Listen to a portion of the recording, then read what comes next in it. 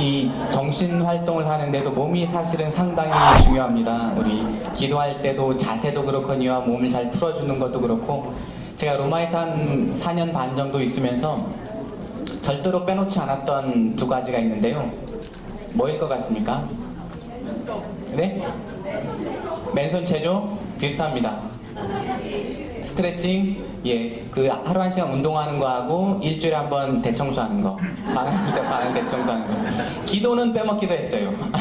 전례도 빼먹기도 했고 수업도 땡땡이 친 적도 있습니다. 하지만 이 운동하는 것과 그 일주일에 한 번 제 방을 대청소하는 것은 빼놓지를 않았었습니다. 왜냐하면 그래야 다시 출발할 때 활기차게 할 수 있거든요. 우리가 언제나 넘어지기는 하지만 다시 한번 시작할 때는 제 몸과 제 공간을 다시 한번 정리하는 것으로 시작해도 좋을 것 같습니다.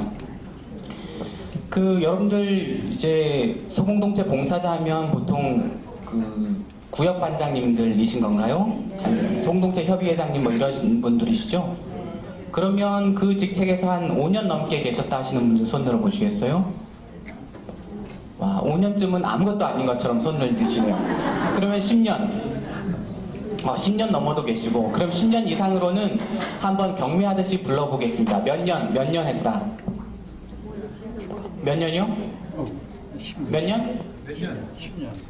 10년 넘게. 13년 안 계십니까? 오, 저쪽 계세요. 15년 계십니까? 15년 계세요. 17년. 17년도 계세요. 그 1년 위에는 욕 같아서 안 건너뛰고요. 19년 계신가요? 19년 계십니다. 20년. 30년. 인생이, 예, 박수 한번 보내주시죠. 와. 이렇게 오래 그 한 분야에 그 일하신 분들을 두고 지인이라고 하죠. 네, 그래서 여러 가지 것들 중에서 하나님께서 주시는 겸손의 은총, 또 이렇게 봉사 기간이 길어질수록 빛났으면 좋겠습니다. 지난 시간에 그 요한 크리스토스토모스 주교님이 우리에게 남긴 그 권고 회개의 삶에 대해서 아주 구체적인 5가지를 듣는 것으로 마무리를 했었는데요. 첫 번째, 자신의 죄를 시인하는 것. 두 번째, 다른 사람들의 잘못을 잊는 것. 세 번째, 기도하는 것. 네 번째, 널리 자선을 베풀어 자신이 저지른 죄를 사랑의 행위로 갚는 것. 다섯째, 스스로 겸손하게 낮추어 자신에게는 아무런 덕도 없고 공덕도 없고 하나님께 바칠 것은 다만 지은 죄가 있을 뿐임을 고백하는 것. 아주 구체적입니다. 우리가 회개라고 할 때 마음의 태도나 어떤 정신의 자격이 아니라 분명하게 생활로 드러나는 5가지 태도들로 우리가 구체적으로 실천할 수 있다는 것 보시면서 하시면 될 것 같고요. 그래서 아마 자기 삶의 이야기였던 것 같아요. 당신이 걸어오신 길을 우리에게 똑같이 권고해 주신 것이겠죠. 그러면서 마지막 그 마무리하는 말로 겸손, 하느님 앞에, 그리고 하나님께서 주신 시간 앞에 겸손함을 잊지 말라는 말로 마무리를 하셨었습니다. 이제 우리가 시간에 대해서 그 시간 전례, 시간 기도에 가까이 다가가기 위해서 우리가 시간에 대해서 지금 살펴보고 있습니다. 사람이 시간 앞에 어떤 태도를 취하는지, 그리고 우리가 신앙인으로서 시간 앞에 취할 수 있는 가장 훌륭한 태도는 겸손이라는 단계까지 와 있죠. 그 사이에 이야기 하나, 신화 하나를 여러분들께 들려드리겠습니다. 오이디푸스와 스핑크스 이야기인데요. 많이들 한 번쯤은 들어보셨을 겁니다. 오이디푸스라고 하는 그리스 신화의 영웅이 테베라고 하는 도시에 자기가 원래 태어난 도시였죠. 어렸을 때 쫓겨났지만 거기에 도착했습니다. 근데 이 도시 입구에는 한 괴물이 지키고 서 있었어요. 스핑크스라고 하는 괴물이죠. 머리는 사람이었고 몸통은 사자였고 날개가 달려 있었습니다. 그래서 지나가는 사람들한테 수수께끼를 내서 맞췄을 리가 없죠. 못 맞추면 그 자리에서 잡아먹어 버렸죠. 오이디푸스가 이 탭에 들어가려고 하니까 수수께끼를 냈습니다. 아침에는 발이 4개이고 정오에는 2개이고 저녁에는 3개인 존재가 있다. 발이 많아질수록 움직임이 더 느려지는 이것은 무엇인가? 정답은 인간이죠. 삶의 단계를 지나는 인간이었습니다. 이 대답을 듣고 오이디푸스가 정답을 맞추니까 스핑크스는 절벽에서 뛰어내려서 죽고 말았죠. 그래서 오이디푸스는 왕국과 테베의 여왕을 동시에 차지할 수가 있었습니다. 아침에는 발이 4개라는 것은 무슨 뜻이죠? 아기가 기어다니니까. 정오에는 2다리로 성인이 2다리로 걸으면서부터는 2다리로 걸으니까요. 저녁에는 지팡이를 쥐니까 다리가 3개가 된다는 거죠. 이 수수께끼에 대해서 제가 주목하는 것은 사람의 인생살이가 하루에, 아침, 점심, 저녁 단 하루에 비교된다는 말. 혹시 어디서 들어본 적이 없습니까? 사람의 인생 전체가 아니면 기인하게 시간이 단 하루와 같다는 말. 시편에 비슷한 부분이 나옵니다. 한번 같이 읽어보겠습니다. 땅이며 누리가 나기도 훨씬 전에 영원에서 영원까지 하느님은 계시나이다. 사람을 먼지로 돌아가게 하시며 당신은 말씀하시나이다. 인간의 종류가 돌아가라고. 천년도 당신 눈에는 지나간 어제 같고 한 주막 밤과도 비슷하오니 당신이 앗아가면 그들은 한바탕 꿈. 아침에 돋아나는 풀과 같이 아침에 피었다가 푸르렀다가 저녁에 시들어서 말라버리나이다. 인생은 기껏해야 70년, 근력이 좋아서야 80년. 그나마 거인과 고생과 슬픔이 오니 덧없이 지나가고 우리는 나는 듯 가버리나이다. 이 스핑크스의 퀴즈에서도 사람이 한 살이 전체가 단 하루에 비교됐고, 여기서도 이 시편 저자는 사람의 인생을 이렇게 보니까 재밌는 표현이 나오죠. 지금 이 시편 번역은 우리 성경 번역이 아니라 최민순 신부님이 하신 옛날 번역입니다. 그래서 옛 어투가 종종 나오죠. 근데 그 입맛은 훨씬 살아있어서 이것으로 한번 넣어봤습니다. 인생은 기껏해야 70년, 근력이 좋아서야 80년. 요즘엔 한 80년, 90년쯤 되나요? 아무튼 조금 늘어났어도 기껏해야 몇십 년이라는 감상은 똑같은 것 같습니다. 그나마 거의가 고생과 슬픔이 오니 덧없이 지나가고 우리는 나는 듯 가버립니다. 특히나 천년도 하느님 눈앞에는 지나간 어제 같고 한 토막 밤과도 비슷한 분 앞에서는 훨씬 더 조그맣게 느껴지겠죠. 그래서 하느님이 앗아가 버리시면 인간의 삶이란 한바탕 꿈과 같고 아침에 돋아났다가 아침에 피었다가 푸르렀다가 저녁에 시들어서 말라버리는 풀이나 다를 바 없다는 뜻이겠죠. 스핑크스가 자신이 낸 인생의 비밀, 인생의 시간이라는 비밀에 대해서 오이디푸스가 정답을 내려버리고 맞춰버리자, 그러니까 비밀이 밝혀져 버리자 어땠습니까? 뛰어내려서 자살해버렸죠. 반면에 이 시편에서는 어떨까요? 인생의 비밀이 이렇게 밝혀졌습니다. 시간의 비밀이 기껏해야 몇십 년, 그나마 거기가 고생과 슬픔이고 나는 듯 덧없이 지나가 버리고, 이 시편 저자는 똑같이 자살을 했을까요? 이 시편의 뒷부분이 있습니다. 한번 같이 읽어보겠습니다. 우리를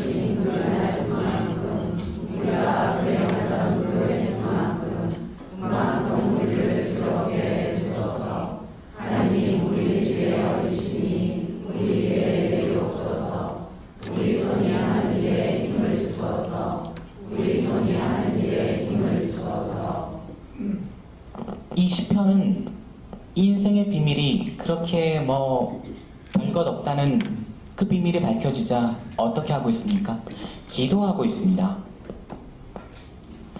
우리가 겪었던 고통과 슬픔, 그것은 다시 말해서 당신이 우리를 괴롭혔습니다. 그 날수만큼 똑같이 앞으로의 시간을 우리에게 돌려주십시오. 똑같이 그만큼 앞으로의 시간을 우리에게 즐거운 시간으로 돌려주십시오.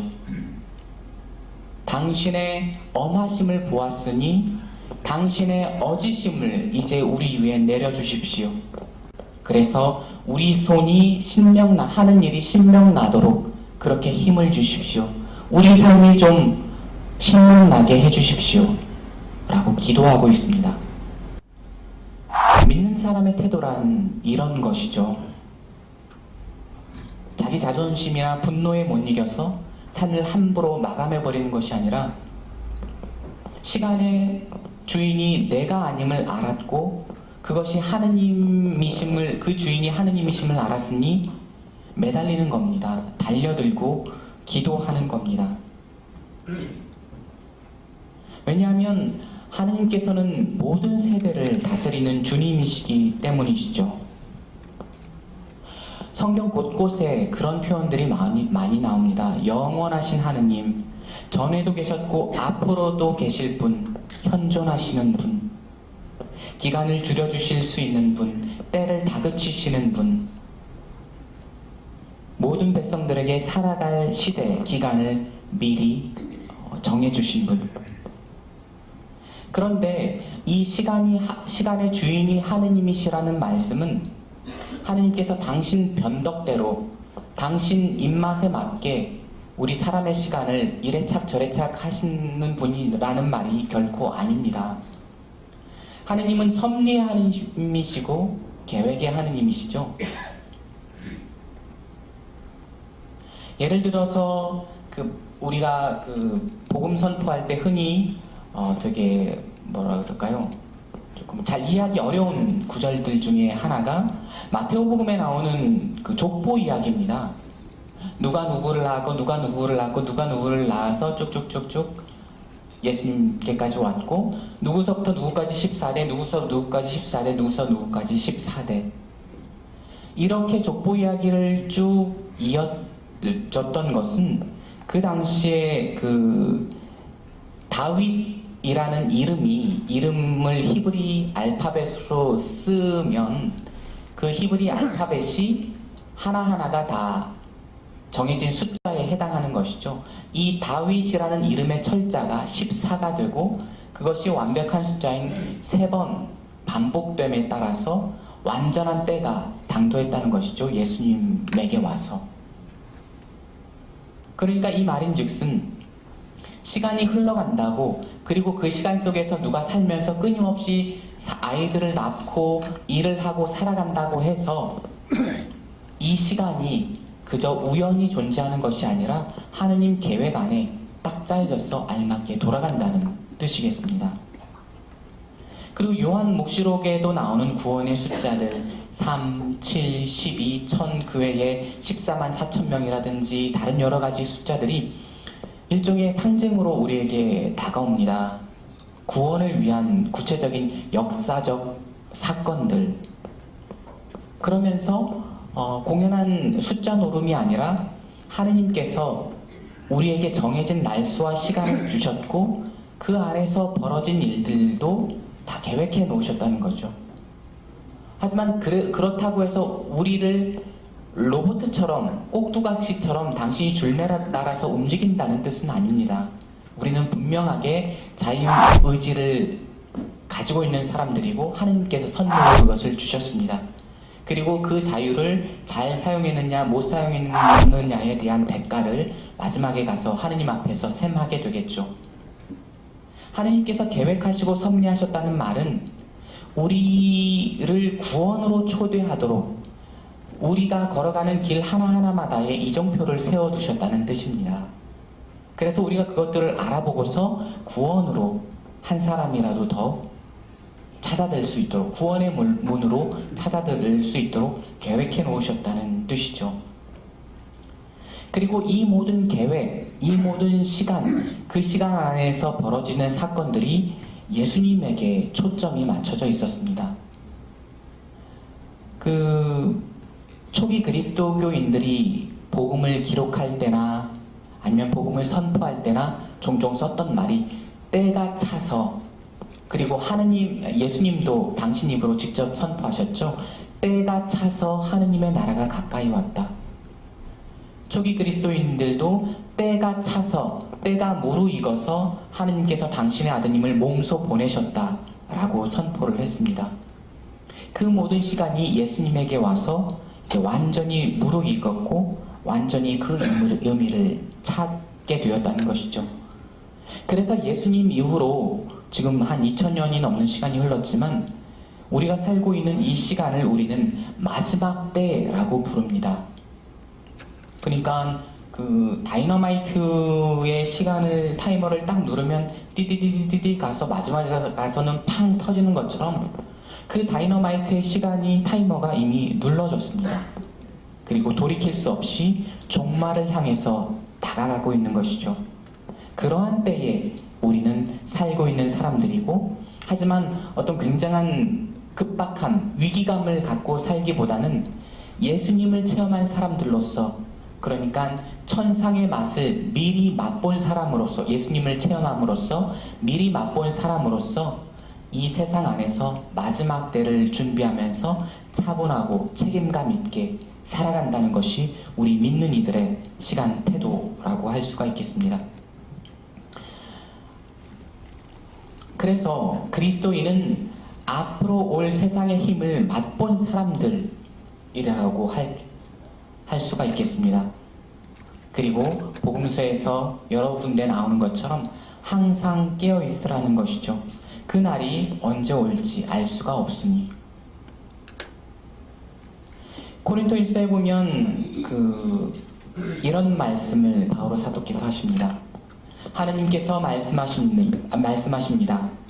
은혜로운 때에 내가 너의 말을 듣고 구원의 날에 내가 너를 도와주었다. 지금이 바로 매우 은혜로운 때입니다. 지금이 바로 구원의 날입니다. 그러니까 믿는 사람으로서 시간을 잘 쓴다고 할 때 지금이 바로 은혜로운 때이고 지금이 바로 구원의 날이라는 것, 예수님께로부터 시작된 마지막 날이지만 그 예수님을 우리가 아는 사람들입니다. 그래서 심판이 구원으로 바뀌는 순간이 바로 지금이라는 사실이죠. 로마서에서는 또 이렇게 말씀하십니다. 여러분은 지금이 어떤 때인지 알고 있습니다. 여러분이 잠에서 깨어날 시간이 이미 되었습니다. 이제 우리가 처음 믿을 때보다 우리의 구원이 더 가까워졌기 때문입니다. 밤이 물러가고 낮이 가까웠습니다. 이 두 말씀 안에 전부 다 지금이라는 말이 강조가 되고 있죠. 이 구절들 뿐만이 아니라 신약 성경에 이제, 지금, 오늘 이런 말들이 무수히 많이 나옵니다. 심판이 우리가 죽은 다음 혹은 세상 멸망 다음이라고 해서 그때까지 우리의 회개나 다른 여러 가지 태도들을 미뤄둘 것이 아니라 지금부터 시작해야 한다는 것이죠. 그래서 시간은 모두 마지막 날을 향하여 달려가고 있고, 이 시간을 살아가는 우리에게 요구되는 것은 아까 요한 주교님이 주는 5가지 교훈들처럼 회개를 향한 결단이라는 뜻입니다. 그 요한 크리스토토머스 주교님의 글로 다시 한번 돌아가 생각해 봅시다. 금수저로 태어난 인생을 한껏 풍미했을 수도 있는 그 사람이 가문, 사회적 연줄, 돈, 능력, 소위 말해 정말 스펙 쩌는 금수저로서 이 세상을 풍미했을 수도 있을 그 사람이 그 시간의 끝이 아무리 이 세상에서 모든 것을 잔뜩 누리며 살아가 봐도 그 끝은 무의미함과 허무함이라는 것을 일찍이 깨닫고 회개를 했죠. 그리고 시간 앞에서 시간을 만드신 하느님 앞에서 겸손해지는 길을 택했습니다. 그리고 그 길을 꾸준히 따랐고 마침내 영원한 생명을 얻게 되었죠. 우리도 마찬가지입니다. 우리도 세례성사를 통해서 회개의 결단을 내린 사람들입니다. 그래서 우리에게 시간이란 회개의 결단을 세례성사 때 우리가 내린 회개의 결단을 우리 삶의 마지막 순간까지 간직해 나가야 하는 것이죠. 우리 믿는 이들에게, 신앙인들에게 시간의 의미란 바로 여기에 있습니다. 회개의 결단을 삶의 마지막 순간까지 밀고 나가는 것. 하지만 이게 말처럼 쉬운 일이 아니죠. 초기 그리스도교인들은 우리처럼 원할 때의 고백성사를 볼 수 있는 그런 제도가 없었습니다. 회개로 한번 세례성사로 완전 회개를 했고 죄를 용서받았으니까, 원죄를 용서받았으니까 이제부터는 다시 죄를 짓지 않으면, 다시 죄를 지으면 안 됐습니다. 그게 초기 그리스도교인들의 정신을 지배하던 사고방식이었죠. 그리고 그때의 어떤 정말 용서받을 수 없는 죄들은 간음, 배교, 살인과 같은 아주 무거운 죄들이었습니다. 그런데 이제 박해 시기가 오고 가고 하면서 억지 배교자들이 또 많이 생겨나기도 하니까 몇십 년이 흘러서는 도대체 누가 세례성사로 한번 죄를 받았으면 어떻게 사람이 다시 죄를 짓지 않고 살아갈 수가 있겠는가 하는 불평불만들이 끊이지 않게 됩니다. 그래서 서기 한 200년쯤에는 좋다. 그러면 세례성사로 세례를 받은 사람은 죽기 전에 딱 한 번만 죄를 더 용서받을 수 있는 기회를 허락해주마 하는 제도들이 슬슬 생겨나기 시작했습니다. 그러면 이 사람들이 생각해 보십시오. 최근에도 우리 사회에 법들이 하나 제정되기 시작하면 이 법을 어떻게 하면 많은 노력을 기울이지 않고 이 법을 피해갈 수 있을까, 이 머리를 굴리는 게 사람들입니다. 김영란법이 부정청탁금지법이 제정됐다고 하면 정말 부정청탁을 완전히 쓸어버리는 게 아니라 몇만 원까지는 되고 몇만 원부터는 안 되는지부터 따지는 게 우리 사람들이죠. 이 회개도 마찬가지입니다. 단 한 번의 고해성사가 인생 동안에 허락된다고 하니까 언제 받겠습니까? 죽기 전에 받죠. 그때까지는 자꾸만 밀어두는 겁니다.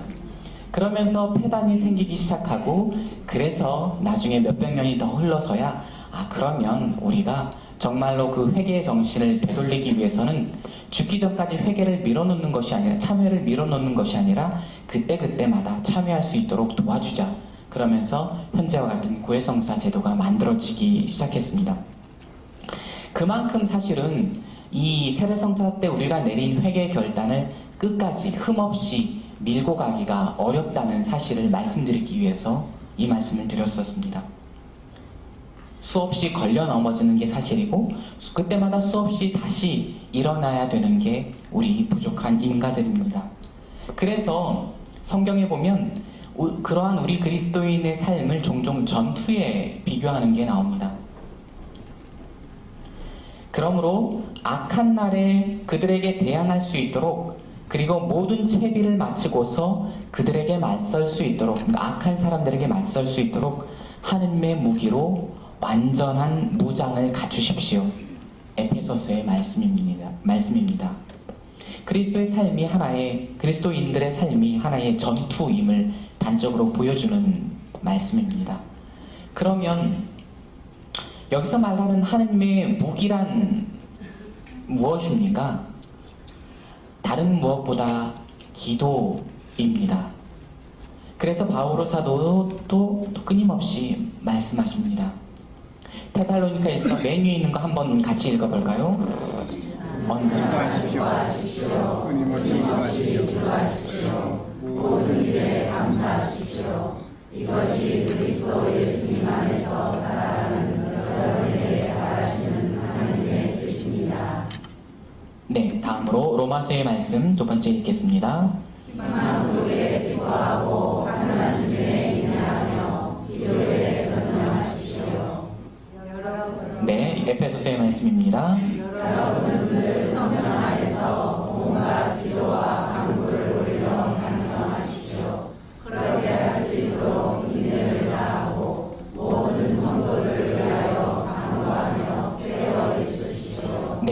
사도뿐만이 아니라 예수님 친히 또 이렇게 말씀하셨습니다. 예수님께서는 낙심하지 말고 끊임없이 기도해야 한다는 뜻으로 제자들에게 어떤 비유를 들어 말씀하셨다. 여기서 인상적인 표현이 끊임없이 기도하십시오. 기도에 전념하십시오. 늘 온갖 기도를 하십시오. 끊임없이 기도하십시오. 그냥 단순히 강조하는 표현이 아니었습니다. 그냥 우리가 듣기에는 그냥 흘려 넘길 수도 있지만 끊임없이 기도하라는 말에 초기 그리스도교인들은 굉장한 매력을 느꼈고 거기에 적지 않은 중요성을 부여했습니다. 그래서 실제로 그 교회사의 한 시기에 24시간 기도하려고 노력하는 사람들이 있었습니다. 기둥 위에 올라가서 계속해서 거기서 내려오지 않고 사람들이 올려주는 것만 받아먹으면서 계속해서 기도를 바치려는 사람들이 있었고 실제로 1분 1초도 쉬지 않고 이렇게 하려는 사람들이까지도 있었습니다. 물론 오래 지속되지는 않았습니다. 상식적으로 생각해봐도 사람이 기도 말고도 할 일이 얼마나 많습니까? 이 말은 끊임없이 기도하라는 이 말을 교회는 아주 일찍부터 너희의 기도로 세상의 모든 시간을 거룩하게 해야 한다 라는 뜻으로 이해를 해왔습니다.